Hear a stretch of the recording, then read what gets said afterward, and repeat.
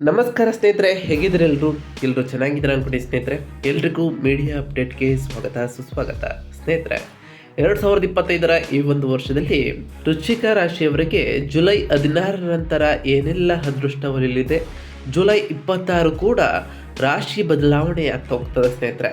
ಈ ರಾಶಿ ಬದಲಾವಣೆಯಿಂದಾಗಿ ಈ ವೃಶ್ಚಿಕ ರಾಶಿಯವರಿಗೆ ಸಂಬಂಧಪಟ್ಟಂತೆ ಆರೋಗ್ಯ, ಶಿಕ್ಷಣ, ಉದ್ಯೋಗ, ಆರ್ಥಿಕ ಸ್ಥಿತಿ, ಕುಟುಂಬ ಮತ್ತು ವ್ಯಾಪಾರದ ಬಗ್ಗೆ ಸಾಕಷ್ಟು ಬದಲಾವಣೆಗಳು ಆಗ್ತಾ ಹೋಗ್ತವೆ. ಒಟ್ಟಾರೆಯಾಗಿ ಗ್ರಹ ಸಂಚಾರಗಳು ಈ ಜುಲೈನಲ್ಲಿ ಹೇಗಿರಲಿದೆ, ಈ ವೃಶ್ಚಿಕ ರಾಶಿಯವರಿಗೆ ಏನೆಲ್ಲ ಅದೃಷ್ಟವಲ್ಲಿದೆ, ಯಾವುದರಲ್ಲಿ ಎಚ್ಚರಿಕೆಯಿಂದ ಇರಬೇಕು ಎಂಬುದರ ಸಂಪೂರ್ಣ ಮಾಹಿತಿಯನ್ನು ತಿಳಿಸ್ಕೊಡ್ತಾ ಹೋಗ್ತೇನೆ ಸ್ನೇಹಿತರೆ. ಅದರಿಂದ ವಿಡಿಯೋನ ಸ್ಕಿಪ್ ಮಾಡದೆ ಇಲ್ಲಿಂದ ಕೊನೆ ತನಕ ನೋಡ್ತಾ ಹೋಗಿ. ಸ್ಕಿಪ್ ಮಾಡಿ ವಿಡಿಯೋನ ನೋಡೋದ್ರಿಂದ ನಿಮಗೆ ಅಷ್ಟು ಇನ್ಫಾರ್ಮೇಷನ್ ಅರ್ಥ ಆಗೋದಿಲ್ಲ ಸ್ನೇಹಿತರೆ. ಸೊ ಫಸ್ಟಿಂದ ಎಂಟು ತನಕ ವಿಡಿಯೋನ ವಾಚ್ ಮಾಡಿ ಸ್ನೇಹಿತರೆ. ಈ ವೃಶ್ಚಿಕ ರಾಶಿಯು 8ನೆಯ ರಾಶಿ ಚಕ್ರದಲ್ಲಿ ಬರ್ತಾ ಹೋಗ್ತದೆ ಸ್ನೇಹಿತರೆ. ವಿಶಾಖ ನಕ್ಷತ್ರದಲ್ಲಿ 4ನೇ ಪಾದ, ಅನುರಾಧ ನಕ್ಷತ್ರದಲ್ಲಿ 4 ಪಾದ ಮತ್ತೆ ಜ್ಯೇಷ್ಠ ನಕ್ಷತ್ರದಲ್ಲಿ 4 ಪಾದದಲ್ಲಿ ಜನಿಸಿದ ವ್ಯಕ್ತಿಗಳು ಈ ವೃಶ್ಚಿಕ ರಾಶಿಯ ವ್ಯಕ್ತಿಗೆ ಬರ್ತಾ ಹೋಗ್ತಾರೆ. ಈ ರಾಶಿಯ ಅಧಿಪತಿ ಮಂಗಳ ಗ್ರಹವಾಗಿರಲಿದೆ ಸ್ನೇಹಿತರೆ. ಇನ್ನು ಈ ಜುಲೈನಲ್ಲಿ ಗ್ರಹಗಳ ಸಂಚಾರ ಹೇಗಿರಲಿತ್ತು, ಜುಲೈ 16 ನಂತರ ಹಾಗೆ 26 ಗ್ರಹಗಳ ಸಂಚಾರ ಏನೆಲ್ಲ ಬದಲಾವಣೆಯನ್ನು ತರಲಿದೆ ಅಂತ ಕೇಳೋದಾದ್ರೆ, ಮೊದಲನೇದಾಗಿ ಸೂರ್ಯಗ್ರಹದ ವಿಚಾರಕ್ಕೆ ಬರೋದಾದ್ರೆ, ಸೂರ್ಯನು ನಿಮ್ಮ 10ನೇ ಮನೆಯ ಅಧಿಪತಿಯಾಗಿ ಇದ್ದಾನೆ ಸ್ನೇಹಿತರೆ. ಜುಲೈ 16ರಂದು ನಿಮ್ಮ 8ನೇ ಮನೆಯಾದ ಮಿಥುನ ರಾಶಿಯಿಂದ 9ನೇ ಮನೆಯಾದ ಕಟಕ ರಾಶಿಗೆ ರಾಶಿ ಬದಲಾವಣೆಯನ್ನು ಆಲ್ರೆಡಿ ಮಾಡಿದ್ದಾನೆ. ಇದರಿಂದಾಗಿ ವೃತ್ತಿಯಲ್ಲಿ, ಸಂಶೋಧನೆಗಳಲ್ಲಿ, ಆಧ್ಯಾತ್ಮಿಕತೆಯಲ್ಲಿ ಮತ್ತು ಅದೃಷ್ಟದ ವಿಷಯದಲ್ಲೂ ಕೂಡ ಸಾಕಷ್ಟು ಬದಲಾವಣೆಯನ್ನು ನೀವು ಕಾಡ್ತಾ ಹೋಗ್ತೀರಿ. ತಂದೆಯೊಂದಿಗಿನ ಸಂಬಂಧಗಳ ಮೇಲೆ ನಿಮ್ಮ ಗಮನವೂ ಕೂಡ ಹೆಚ್ಚಾಗ್ತಾ ಹೋಗ್ತದೆ. ಇನ್ನು ಶುಕ್ರ ಗ್ರಹದ ವಿಚಾರಕ್ಕೆ ಬರೋದಾದರೆ, ಶುಕ್ರನು ನಿಮ್ಮ 7ನೇ ಮತ್ತು 12ನೇ ಮನೆಯ ಅಧಿಪತಿಯಾಗಿ ಇರಲಿದ್ದಾರೆ ಸ್ನೇಹಿತರೆ. ಇದೇ ತಿಂಗಳು ಜುಲೈ 26ರಂದು ನಿಮ್ಮ 7ನೇ ಮನೆಯಾದ ವೃಷಭ ರಾಶಿಯಿಂದ 8ನೇ ಮನೆಯಾದ ಮಿಥುನ ರಾಶಿಗೆ ರಾಶಿ ಬದಲಾವಣೆಯನ್ನು ಮಾಡ್ತಾ ಹೋಗ್ತದೆ ಸ್ನೇಹಿತರೆ. ಇದರಿಂದಾಗಿ ಪಾಲುದಾರಿಕೆ ವ್ಯವಹಾರಗಳಲ್ಲಿ, ವಿವಾಹಕ್ಕೆ ಸಂಬಂಧಪಟ್ಟಂತೆ ಖರ್ಚುಗಳು ಮತ್ತು ಆಕಸ್ಮಿಕ ಬದಲಾವಣೆಗಳ ಮೇಲೆ ಸಾಕಷ್ಟು ಗಮನವನ್ನು ನೀವು ವಹಿಸಬೇಕಾಗಿರ್ತದೆ. ಇನ್ನು ಬುಧ ಗ್ರಹದ ಸ್ಥಾನದ ವಿಚಾರಕ್ಕೆ ಬರೋದಾದರೆ, ಬುಧನು 8ನೇ ಮತ್ತು 11ನೇ ಮನೆಯ ಅಧಿಪತಿಯಾಗಿ ಇದ್ದಾನೆ ಸ್ನೇಹಿತರೆ.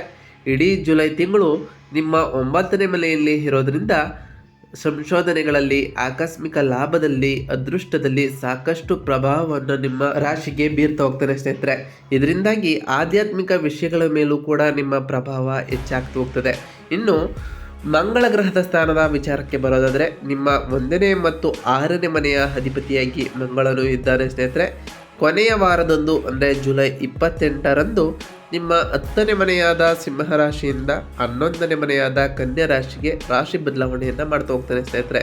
ಇದರಿಂದಾಗಿ ವೃತ್ತಿಯಲ್ಲಿ ಲಾಭಗಳು ಹೆಚ್ಚಾಗ್ತಾ ಹೋಗ್ತವೆ. ಹಾಗೆ ಆದಾಯ, ಆರೋಗ್ಯ ಮತ್ತು ನಿಮ್ಮ ನಿರ್ಣಯಗಳ ಮೇಲೆ ಗಮನವನ್ನು ಹರಿಸಬೇಕಾದಂತಹ ಸಮಯ ಈ ಟೈಮ್ ಆಗಿರ್ತದೆ ಸ್ನೇಹಿತರೆ. ಈ ಸಮಯದಲ್ಲಿ ನೀವು ಹೆಚ್ಚು ಶಕ್ತಿಶಾಲಿಯಾಗಿ ಕೂಡ ಇರ್ತೀರಿ. ಇನ್ನು ಗುರುಗ್ರಹದ ಸ್ಥಾನದ ವಿಚಾರಕ್ಕೆ ಬರೋದಾದರೆ, ಗುರು ನಿಮ್ಮ 2ನೇ ಮತ್ತು 5ನೇ ಮನೆಯ ಅಧಿಪತಿಯಾಗಿ ಇರೋದರಿಂದ ಇಡೀ ಜುಲೈ ತಿಂಗಳು ನಿಮ್ಮ 8ನೇ ಮನೆಯಲ್ಲೇ ಇರ್ತಾನೆ ಸ್ನೇಹಿತರೆ. ಇದರಿಂದ ಆರ್ಥಿಕ ವಿಷಯಗಳು, ಕುಟುಂಬ, ಮಕ್ಕಳು, ಸೃಜನಶೀಲತೆ ಮತ್ತು ಆಕಸ್ಮಿಕ ಲಾಭಗಳ ಮೇಲೆ ಪ್ರಭಾವವನ್ನು ಬೀರ್ತಾ ಹೋಗ್ತಾನೆ ಸ್ನೇಹಿತರೆ. ಇನ್ನು ಶನಿ ಗ್ರಹದ ವಿಚಾರಕ್ಕೆ ಬರೋದಾದರೆ, ನಿಮ್ಮ 3ನೇ ಮತ್ತು 4ನೇ ಮನೆಯ ಅಧಿಪತಿಯಾಗಿ ಶನಿಯು ಇದ್ದಾನೆ ಸ್ನೇಹಿತರೆ. ಇಡೀ ಜುಲೈ ತಿಂಗಳು ನಿಮ್ಮ 5ನೇ ಮನೆಯಲ್ಲಿ ಶನಿ ಇರೋದ್ರಿಂದ ಸಂವಹನದ ಕೌಶಲ್ಯಗಳು ಹೆಚ್ಚಾಗ್ತಾ ಹೋಗ್ತವೆ. ಧೈರ್ಯ, ಕುಟುಂಬ, ಆಸ್ತಿ, ಮಕ್ಕಳ ವಿಚಾರದಲ್ಲಿ ನಿಮ್ಮ ಜವಾಬ್ದಾರಿಗಳು ಹೆಚ್ಚಾಗ್ತಾ ಹೋಗ್ತವೆ ಸ್ನೇಹಿತರೆ. ಈ ಟೈಮ್ನಲ್ಲಿ ನಿಮ್ಮಲ್ಲಿ ಶಿಸ್ತು ಕೂಡ ಹೆಚ್ಚಾಗ್ತಾ ಹೋಗ್ತದೆ. ಇನ್ನು ರಾಹು ಗ್ರಹದ ವಿಚಾರಕ್ಕೆ ಬರೋದಾದರೆ, ರಾಹು ನಿಮ್ಮ 4ನೇ ಮನೆಯಲ್ಲಿ ಇರೋದ್ರಿಂದ ಕುಟುಂಬ, ಮನೆ, ತಾಯಿಯ ಆರೋಗ್ಯ ಮತ್ತು ಮನಸ್ಸಿನಲ್ಲಿ ಶಾಂತಿಯ ವಿಷಯಗಳ ಮೇಲೆ ಅನಿರೀಕ್ಷಿತವಾದ ಬದಲಾವಣೆಗಳು ಎದುರಾಗ್ತಾ ಹೋಗ್ತವೆ. ಹೊಸ ಹೊಸ ಅವಕಾಶಗಳನ್ನು ಕೂಡ ನೀವು ಕಾಣ್ಬೋದಾಗಿದೆ ಸ್ನೇಹಿತರೆ. ಇನ್ನು ಕೇತು ಗ್ರಹದ ವಿಚಾರಕ್ಕೆ ಬರೋದಾದರೆ, ಕೇತು ನಿಮ್ಮ 10ನೇ ಮನೆಯಲ್ಲಿ ಇದ್ದಾನೆ. ಇದರಿಂದ ವೃತ್ತಿ, ಸಾಮಾಜಿಕ ಮನ್ನಣೆ ಮತ್ತು ತಂದೆಯೊಂದಿಗಿನ ಸಂಬಂಧಗಳ ಮೇಲೆ ಅಂತರ್ಮುಖ ದೃಷ್ಟಿ ಅಥವಾ ವೈರಾಗ್ಯದಂತಹ ಭಾವನೆಗಳು ಉಂಟಾಗ್ಬೋದು ಸ್ನೇಹಿತರೆ. ಒಟ್ಟಾರೆಯಾಗಿ ಈ ಜುಲೈ ತಿಂಗಳು ವೃಶ್ಚಿಕ ರಾಶಿಯವರಿಗೊಂದು ಒಂದು ಕಠಿಣ ಮತ್ತು ಪರಿವರ್ತನಾತ್ಮಕವಾದಂತಹ ತಿಂಗಳಾಗಿರ್ತದೆ. ಅದರಲ್ಲೂ ಜುಲೈ 26 ಶುಕ್ರನ ರಾಶಿಯ ಬದಲಾವಣೆಯಿಂದಾಗಿ ನಿಮ್ಮ 4ನೇ ಮತ್ತು 10ನೇ ಸ್ಥಾನದಲ್ಲಿ ರಾಹು ಕೇತುಗಳ ಪ್ರಭಾವ ಉಂಟಾಗ್ತಾ ಹೋಗ್ತದೆ. ಮತ್ತು ನಿಮ್ಮ ಧನದ ಪಂಚಮಾಧಿಪತಿಯಾಗಿರುವಂತಹ ಗುರು 8ನೇ ಮನೆಯಲ್ಲಿ ಇರೋದರಿಂದ ಈ ತಿಂಗಳು ನಿಮ್ಮ ವೃತ್ತಿ, ಕುಟುಂಬ ಮತ್ತು ಆರ್ಥಿಕ ಜೀವನದಲ್ಲಿ ತೀವ್ರ ಒತ್ತಡ ಮತ್ತು ಆಕಸ್ಮಿಕ ಬದಲಾವಣೆಗಳನ್ನು ಎದುರಿಸ್ತೀರಿ. ತಿಂಗಳ ದ್ವಿತೀಯಾರ್ಧದಲ್ಲಿ ಅಂದರೆ 2ನೇ ವಾರದಲ್ಲಿ ಗ್ರಹಗಳ ಅನುಕೂಲಕತೆ ಹೆಚ್ಚಾಗಿರೋದ್ರಿಂದ ಇದಕ್ಕೆ ಸ್ವಲ್ಪ ಉಪಶಮನವೂ ಕೂಡ ನೀವು ಪಡೆದಿರ್ತೀರಿ. ಇದು ನಿಮ್ಮ ಸಹನೆಯನ್ನು ಪರೀಕ್ಷಿಸುವ ಸಮಯವಾಗಿರ್ತದೆ ಸ್ನೇಹಿತರೆ. ಆದ್ದರಿಂದ ಜುಲೈ 26ರಿಂದ ಶುಕ್ರನ ಈ ಬದಲಾವಣೆಯಿಂದಾಗಿ ನಿಮ್ಮ ಜೀವನವು ಇನ್ನಷ್ಟು ಇಂಪ್ರೂವ್ಮೆಂಟನ್ನು ಕಾಣ್ತಾ ಹೋಗ್ತದೆ. ಇನ್ನು ವೃತ್ತಿ ಜೀವನದ ವಿಷಯಕ್ಕೆ ಬರೋದಾದರೆ ವೃತ್ತಿಯಲ್ಲಿ ಬಹಳ ಸವಾಲಿನಿಂದ ಕೂಡಿದಂತಹ ತಿಂಗಳು ಇದಾಗಿರ್ತದೆ ಸ್ನೇಹಿತರೆ. ನಿಮ್ಮ 10ನೇ ಮನೆಯಲ್ಲಿ ಕೇತುವಿನ ಸಂಚಾರವಾಗೋದ್ರಿಂದ ನೀವು ಎಷ್ಟೇ ಕಷ್ಟಪಟ್ಟರೂ ಕೂಡ ಮನ್ನಣೆ ಸಿಗದಿರುವುದು ನಿಮ್ಮ ಬೇಸರವನ್ನು ವ್ಯಕ್ತಪಡಿಸ್ತಾ ಹೋಗ್ತದೆ. ಉದ್ಯೋಗದಲ್ಲಿ ಅತೃಪ್ತಿ ಅಥವಾ ಮೇಲಾಧಿಕಾರಿಗಳೊಂದಿಗೆ ಭಿನ್ನಾಭಿಪ್ರಾಯಗಳು ಎದುರಾಗ್ತಾ ಹೋಗ್ತವೆ. ಕಚೇರಿಯಲ್ಲಿ ನಿಮ್ಮ ವಿರುದ್ಧ ಪಿತೂರಿ ನಡೆಯುವಂತಹ ಸಾಧ್ಯತೆಗಳು ಕೂಡ ಇರಲಿದೆ. ಅದರಿಂದ ಬಹಳ ಎಚ್ಚರಿಕೆಯಿಂದ ಇರಬೇಕಾಗುತ್ತದೆ. ಜುಲೈ 16 ನಂತರ ನಿಮ್ಮ 10ನೇ ಮನೆಯ ಅಧಿಪತಿ ಸೂರ್ಯನು 9ನೇ ಸ್ಥಾನಕ್ಕೆ ಪ್ರವೇಶವನ್ನು ಮಾಡಿದ್ದಾನೆ ಸ್ನೇಹಿತರೆ. ಇದರಿಂದಾಗಿ ಪರಿಸ್ಥಿತಿ ಅದ್ಭುತವಾಗಿ ಸುಧಾರಿಸ್ತಾ ಬಂದಿದೆ. ಅದೃಷ್ಟ ನಿಮಗೆ ಕೈಗೂಡ್ತಾ ಬರ್ತಿದೆ ಸ್ನೇಹಿತರೆ. ಅಡೆತಡೆಗಳು ನಿವಾರಣೆ ಆಗ್ತಾ ಹೋಗ್ತವೆ. ತಿಂಗಳ ಹೆಚ್ಚಿನ ಭಾಗ ನಿಮ್ಮ ರಾಶಿ ಅಧಿಪತಿ ಮಂಗಳನು 10ನೇ ಮನೆಯಲ್ಲಿ ಇರೋದ್ರಿಂದ ನಿಮ್ಮ ಅಧಿಕಾರ ಮತ್ತು ಪ್ರಭಾವ ಈ ತಿಂಗಳ ಕೊನೆಯವರೆಗೂ ಕೂಡ ಚೆನ್ನಾಗೇ ಇರ್ತದೆ ಸ್ನೇಹಿತರೆ. ತಿಂಗಳ ಕೊನೆಯಲ್ಲಿ 10ನೇ ಮನೆಯಿಂದ 11ನೇ ಮನೆಗೆ ಹೋಗೋದ್ರಿಂದ ನಿಮ್ಮ ವೃತ್ತಿಪರ ಪ್ರಯತ್ನಗಳು ಕೂಡ ಲಾಭವನ್ನು ತಂದುಕೊಡ್ತಾ ಹೋಗ್ತದೆ. ಇನ್ನು ಆರ್ಥಿಕ ವಿಷಯಕ್ಕೆ ಸಂಬಂಧಪಟ್ಟಂತೆ ಆರ್ಥಿಕವಾಗಿಯೂ ಕೂಡ ಜುಲೈ 26 ನಂತರ ನಿಮ್ಮ ಆರ್ಥಿಕ ಪರಿಸ್ಥಿತಿಯು ಸುಧಾರಿಸ್ತಾ ಬರ್ತದೆ ಸ್ನೇಹಿತರೆ. ಹಿಂದೆ ಕುಟುಂಬ ಸದಸ್ಯರ ಆರೋಗ್ಯ, ಮನೆಯ ದುರಸ್ತಿ ಅಥವಾ ಹಳೆಯ ಸಾಲಗಳನ್ನು ತೀರಿಸಲು ಹಣ ಖರ್ಚು ಮಾಡಬೇಕಾಗಿ ಬರುತ್ತಿದೆ ಸ್ನೇಹಿತರೆ. 11ನೇ ಮನೆಯ ಅಧಿಪತಿ ಬುಧನು 9ನೇ ಮನೆಯಲ್ಲಿ ಇರೋದ್ರಿಂದ ಅದೃಷ್ಟವಶಾತ್ ಕೆಲವು ಮಾರ್ಗಗಳಿಂದ ನಿಮಗೆ ಆದಾಯ ಬರ್ತಾ ಹೋಗ್ತದೆ.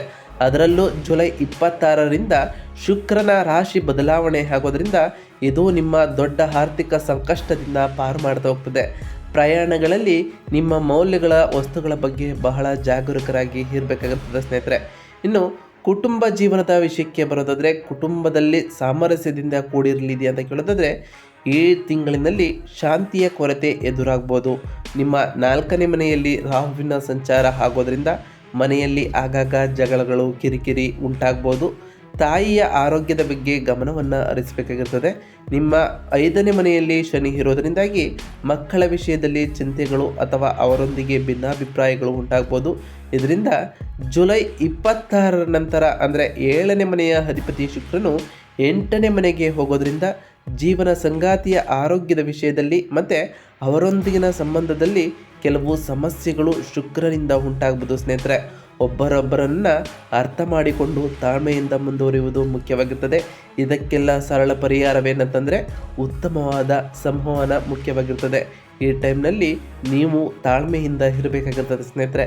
ಇನ್ನು ಆರೋಗ್ಯದ ವಿಚಾರಕ್ಕೆ ಬರೋದಾದರೆ ಆದಾಯದಲ್ಲಿ ಇದು ಜಾಗರೂಕರಾಗಿ ಇರಬೇಕಾದಂತಹ ತಿಂಗಳಾಗಿರ್ತದೆ. ಅದರಲ್ಲೂ ಜುಲೈ 26ರಿಂದ 8ನೇ ಮನೆಯಲ್ಲಿ ಗುರು ಮತ್ತು ಶುಕ್ರನ ಸಂಚಾರವಾಗೋದ್ರಿಂದ ಹೊಟ್ಟೆ ಸಂಬಂಧಪಟ್ಟಂತಹ ಸಮಸ್ಯೆಗಳು ಉಂಟಾಗ್ಬೋದು. ಹಾರ್ಮೋನುಗಳ ಅಸಮತೋಲನ ಅಥವಾ ರಹಸ್ಯ ಅನಾರೋಗ್ಯಗಳು ಹೊರಬರ್ಬೋದು ಸ್ನೇಹಿತರೆ. ನಿಮ್ಮ ರಾಶಿ ಅಧಿಪತಿ ಮಂಗಳನು ತಿಂಗಳಿಡೀ ಬಲವಾಗಿರೋದ್ರಿಂದ ನಿಮ್ಮಲ್ಲಿ ರೋಗ ನಿರೋಧಕ ಶಕ್ತಿ ಚೆನ್ನಾಗಿಯೇ ಇರ್ತದೆ. ಆದರೆ ಗ್ರಹಗಳ ಪ್ರತಿಕೂಲತೆಗಳಿಂದ ಯಾವುದೇ ಸಣ್ಣ ಅನಾರೋಗ್ಯವನ್ನು ನೀವು ನಿರ್ಲಕ್ಷಿಸಬಾರದು ಸ್ನೇಹಿತರೆ. ಬಿಸಿ ಸಂಬಂಧಿತ ಸಮಸ್ಯೆಗಳು ನಿಮಗೆ ಕಾಣಬಹುದು ಸ್ನೇಹಿತರೆ. ಇನ್ನು ವ್ಯಾಪಾರಿಗಳಿಗೆ 10ನೇ ಮನೆಯಲ್ಲಿ ಕೇತು ಇರೋದ್ರಿಂದ ವ್ಯಾಪಾರದಲ್ಲಿ ಮಂದಗತಿ, ಅನಿರೀಕ್ಷಿತವಾದ ನಷ್ಟಗಳು ಉಂಟಾಗ್ಬೋದು ಅಥವಾ ಪಾಲುದಾರರೊಂದಿಗೆ ಭಿನ್ನಾಭಿಪ್ರಾಯಗಳು ಬರ್ಬೋದು ಸ್ನೇಹಿತರೆ. ಹೊಸ ಹೂಡಿಕೆಗಳಿಗೆ ಅಥವಾ ವ್ಯಾಪಾರ ವಿಸ್ತರಣೆಗೆ ಇದು ಸರಿಯಾದ ಸಮಯವಲ್ಲ. ವಿಶೇಷವಾಗಿ ತಿಂಗಳ ಮೊದಲ 2 ವಾರಗಳು ನಿಮಗೆ ಬಹಳ ಒಳ್ಳೆಯದಾಗಿರ್ತದೆ ಸ್ನೇಹಿತರೆ. ತಿಂಗಳ ದ್ವಿತೀಯಾರ್ಧದಲ್ಲಿ ಅದೃಷ್ಟ ಕೈಗೂಡಿ ವ್ಯಾಪಾರದಲ್ಲಿ ಸ್ವಲ್ಪ ಪ್ರಗತಿಯನ್ನು ಈ ವಾರದಿಂದ ನೀವು ಕಾಣಬಹುದಾಗಿದೆ ಸ್ನೇಹಿತರೆ. ಸರ್ಕಾರಿ ವಿಷಯಗಳಲ್ಲಿ ಬಹಳ ಜಾಗರೂಕರಾಗಿ ಇರಬೇಕಾಗಿರ್ತದೆ ಈ ವೃಶ್ಚಿಕ ರಾಶಿಯವರು ಸ್ನೇಹಿತರೆ. ಇನ್ನು ಜುಲೈ 16 ನಂತರ ವಿದ್ಯಾರ್ಥಿಗಳಿಗೆ ಸಂಬಂಧಪಟ್ಟಂತೆ ಹೇಗಿರ್ತದೆ ಅಂತ ಕೇಳೋದಾದರೆ ವಿದ್ಯಾರ್ಥಿಗಳಿಗೆ ಇದು ಕಠಿಣವಾದ ಸಮಯವಾಗಿರ್ತದೆ ಸ್ನೇಹಿತರೆ. ನಿಮ್ಮ 5ನೇ ಮನೆಯ ಅಧಿಪತಿ ಗುರು 8ನೇ ಮನೆಯಲ್ಲಿ ಮತ್ತು 5ನೇ ಮನೆಯಲ್ಲಿ ಶನಿ ಇರೋದ್ರಿಂದ ಓದಿನ ಮೇಲೆ ಏಕಾಗ್ರತೆ ಸಂಪೂರ್ಣವಾಗಿ ಹದಗೆಡ್ತಾ ಬರ್ತದೆ. ಅನೇಕ ಅಡೆತಡೆಗಳು, ವೈಫಲ್ಯಗಳು ನಿಮಗೆ ಎದುರಾಗ್ತಾ ಹೋಗ್ತವೆ ಸ್ನೇಹಿತರೆ. ಆತ್ಮವಿಶ್ವಾಸವು ಕಡಿಮೆ ಆಗ್ತಾ ಹೋಗ್ತದೆ. 9ನೇ ಮನೆಯಲ್ಲಿ ಗುರು ಬಲವಾಗಿರೋದ್ರಿಂದ ಶಿಕ್ಷಕರಿಂದ, ತಂದೆಯಿಂದ ಉತ್ತಮ ಬೆಂಬಲವೂ ಕೂಡ ದೊರೆತು ಹೋಗ್ತದೆ. ನೀವು ಹೆಚ್ಚುವರಿ ಪರಿಶ್ರಮವನ್ನು ಪಟ್ಟರೆ, ಹಾಗೆ ಶಿಸ್ತಿನಿಂದ ಕಷ್ಟವನ್ನು ಪಟ್ಕೊಂಡು ಹೋದರೆ ಯಾವ ರೀತಿಯ ಸವಾಲುಗಳನ್ನು ಕೂಡ ನಿವಾರಿಸಬಹುದಾಗಿದೆ ಸ್ನೇಹಿತರೆ. ಶನಿಯು ಶಿಸ್ತಿಗೆ ಹೆಚ್ಚಿನ ಮಹತ್ವವನ್ನು ಕೊಡೋದ್ರಿಂದ ಬಹಳ ಶಿಸ್ತಿನಿಂದ ಸಮಯ ಪರಿಪಾಲನೆಯನ್ನು ಮಾಡಿಕೊಂಡು ಏಕಾಗ್ರತೆಯಿಂದ ಓದಿದ್ದೇ ಆದರೆ ವಿದ್ಯಾರ್ಥಿಗಳು ಯಶಸ್ಸನ್ನು ಕಾಣ್ಬೋದಾಗಿದೆ ಸ್ನೇಹಿತರೆ. ಇನ್ನು ಈ ವೃಶ್ಚಿಕ ರಾಶಿಯವರಿಗೆ ನಾವು ತಿಳಿಸ್ಕೊಡುವಂತಹ ಸರಳ ಪರಿಹಾರಗಳೇನು ಅಂತ ಕೇಳೋದಾದರೆ, ಮೊದಲನೇದಾಗಿ ಪ್ರತಿ ಬುಧವಾರದಂದು ವಿಷ್ಣು ದೇವರನ್ನ ಪೂಜಿಸಿ ಸ್ನೇಹಿತರೆ. ಓಂ ವಿಷ್ಣು ದೇವಾಯ ನಮಃ ಎಂಬ ಮಂತ್ರವನ್ನು 108 ಬಾರಿ ಜಪಿಸಿ ಸ್ನೇಹಿತರೆ. ಇನ್ನು ಮಂಗಳವಾರದಂದು ಓಂ ಅಂಗರಾಯಕಾಯ ನಮಃ ಎಂಬ ಮಂತ್ರವನ್ನು ಜಪಿಸೋದ್ರಿಂದ ಆ ಮಂಗಳ ದೇವನ ಅನುಗ್ರಹಕ್ಕೆ ನೀವು ಪಾತ್ರರಾಗ್ತೀರಿ. ಹಾಗೆ ಶನಿವಾರದಂದು ಓಂ ಶನೈಶ್ವರಾಯ ನಮಃ ಎಂದು ಜಪಿಸಿ ಸ್ನೇಹಿತರೆ. ಇದರಿಂದ ಆ ಶನಿ ದೇವರ ಸಕಾರಾತ್ಮಕ ಪ್ರಭಾವಕ್ಕೆ ಪಾತ್ರರಾಗ್ತೀರಿ. ಹಾಗೆಯೇ ಶುಕ್ರನ ರಾಶಿ ಬದಲಾವಣೆಯಿಂದಾಗಿ ಶುಕ್ರನು ನಿಮ್ಮ ಮೇಲೆ ಸಕಾರಾತ್ಮಕ ಪ್ರಭಾವವನ್ನು ಬೀರ್ತಾನೆ. ಅದರಿಂದಾಗಿ ಶುಕ್ರವಾರದಂದು ತಾಯಿ ಲಕ್ಷ್ಮೀ ದೇವಿಗೆ ಪೂಜೆಯನ್ನು ಸಲ್ಲಿಸಿ ಸ್ನೇಹಿತರೆ. ಇದರಿಂದ ಮನೆಯಲ್ಲಿ ಶಾಂತಿ ಸಮೃದ್ಧಿಯೂ ಕೂಡ ಹೆಚ್ಚಾಗ್ತಾ ಹೋಗ್ತದೆ. ನಾವು ಈಗ ತಿಳಿಸ್ಕೊಟ್ಟಿರುವಂತಹ ಈ ಎಲ್ಲ ಸರಳ ಪರಿಹಾರಗಳನ್ನು ನೀವು ಮಾಡಿದ್ದೇ ಆದರೆ ಈ ವೃಶ್ಚಿಕ ರಾಶಿಯವರು ಉತ್ತಮವಾದ ಫಲಿತಾಂಶಗಳನ್ನು ನಿಮ್ಮ ಜೀವನದಲ್ಲಿ ಕಾಣಬಹುದಾಗಿದೆ ಸ್ನೇಹಿತರೆ. ಇದಾಗಿತ್ತು ಇವತ್ತಿನ ಒಂದು ವಿಡಿಯೋ ಸ್ನೇಹಿತರೆ. ವಿಡಿಯೋ ಇಷ್ಟ ಆಗಿತ್ತು ಅಂದರೆ ವಿಡಿಯೋಗೆ ಒಂದು ಲೈಕ್ ಮಾಡಿ. ಯಾರಿನ್ನೂ ಚಾನಲ್ನ ಸಬ್ಸ್ಕ್ರೈಬ್ ಮಾಡಿಲ್ಲ ಅವರು ಈಗಲೇ ಸಬ್ಸ್ಕ್ರೈಬ್ ಮಾಡ್ಕೊಂಡು ಸ್ನೇಹಿತರೆ. ಸಬ್ಸ್ಕ್ರೈಬ್ ಮಾಡ್ಕೊಂಡು ಪ್ರತಿನಿತ್ಯ ವಿಡಿಯೋನ ವಾಚ್ ಮಾಡ್ತಿರೋರಿಗೆ ಥ್ಯಾಂಕ್ ಯು ಸೋ ಮಚ್ ಅಂತ ಹೇಳ್ತಾ, ಹಾಗೆ ಕಮೆಂಟ್ನಲ್ಲಿ ಓಂ ಅಂಗರಾಯಕಾಯ ನಮಃ, ಓಂ ಶನೈಶ್ವರಾಯ ನಮಃ, ಓಂ ಲಕ್ಷ್ಮೀನಾರಾಯಣಾಯ ನಮಃ ಎಂದು ಕಮೆಂಟ್ ಮಾಡಿ ಸ್ನೇಹಿತರೆ. ಶನಿದೇವರು ಗುರುದೇವರು ನಿಮಗೆ ಆಯುಷ್ಯ ಆರೋಗ್ಯ ಸಮೃದ್ಧಿಯನ್ನು ಕೊಟ್ಟು ಕಾಪಾಡಲಿ ಅಂತ ದೇವರಲ್ಲಿ ಕೇಳ್ಕೊಳ್ತಾ ಇವತ್ತಿನ ಒಂದು ವಿಡಿಯೋನ ಮುಗಿಸ್ತೀನಿ ಸ್ನೇಹಿತರೆ. ಸಿಗ್ತೀನಿ ಮತ್ತೊಂದು ವಿಡಿಯೋದೊಂದಿಗೆ. Thank you for watching.